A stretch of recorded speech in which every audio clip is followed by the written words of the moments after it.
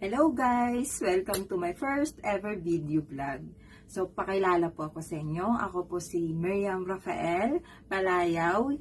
I am Yang, 26 years old, from Malita, Davao Occidental. Bisaya kahit ang dako. So, ayan. Kasalukuyan po akong nagtatrabaho dito sa Riyadh, Saudi Arabia.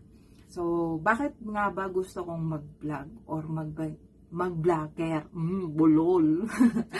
So, bilang isang OFW po sa mga nagpaplano, nagbabalak na gustong mag-abroad, no? Gusto ko pong ma-share sa inyo yung mga daily routines namin dito.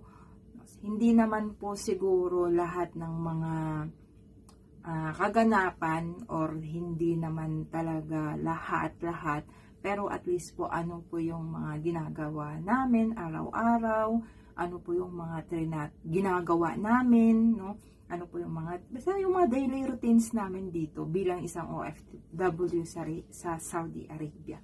Kasi speaking of Saudi Arabia, ang pinakamahirap na bansa, 'di ba?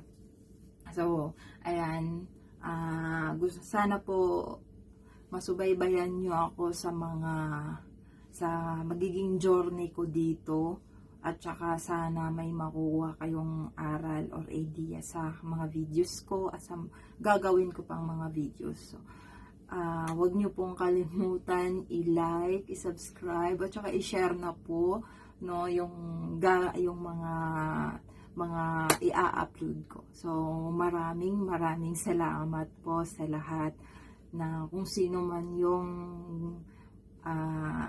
sasama sa journey na to. Daghan kaayong salamat sa inyong tanan. Thank you po and God bless. Bye! See you in my next vlog!